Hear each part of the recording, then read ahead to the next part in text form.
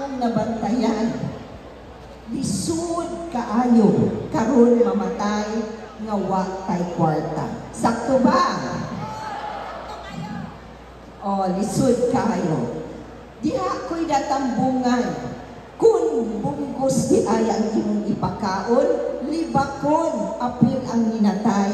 Nakadungog siya ko mismo nga niingon, paluma-lumag kamatay, bunggos ramanday ipakaon. Abi nako, o politiko ra ang naay advance party. Pero dito po di ay sa bukid, naapod sila'y advance party. Ipapangutana, unsay gisilbi pagpanihapon. Kung monggos, muingon ko no, halabisi ra ba ko kaayo, naapo ko'y apo nga atimanon. Pero kung karni, mga da, muingon ko no, kinahanglan, kitang tanan mo tambong para sa mga kag. Ako pong nabantayan, gamay ra ang mutambong o pangadji. Pero kung snacks, mudagsang na. Diha dyan ko'y natambungan, isa ka lamay.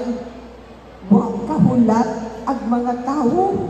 Niingon, dugaya man gisilbi ang snacks. Huwag ba sila kabalo? Nga sa purong among buyan, painit among giatngan. O sa diha nga ginubong, nagpakaon ang tagtungod o bunggos, gabagot-bot ang mga silingan o niingon. Halangan ng bunggos mani. Di ba di ay baka, di kasabutan, bunggos ang gilatan? May pang madalaptan, puno ang panaksan.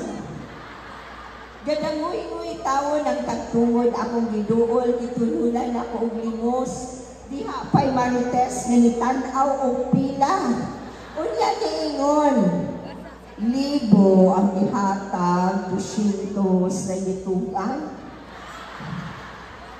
Hadlok huwaman unya dili na bayran. Daan pa ko, kusog kayo tamo katawa. Pero kung kita ang hintungdan, arang sakita. Mao nga sinanay isin nagpanday sa bereavement ordinance. Karon, kung adunay mamatay, naay madawat na 5,000 pesos gikan sa provincial government.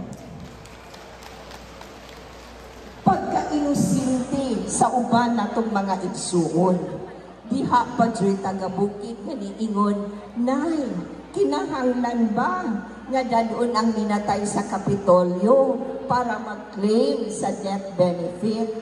Ako na lang giagi og komedya og niingon, ayaw dad-a kay uroy maguba ang make-up.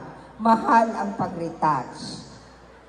Pero ako lang ipahibalo para maka-avail sa mao nga benefit, ang gikinahanglan lang death certificate o certification gikan sa barangay nga ang namatay residente sa mao nga barangay.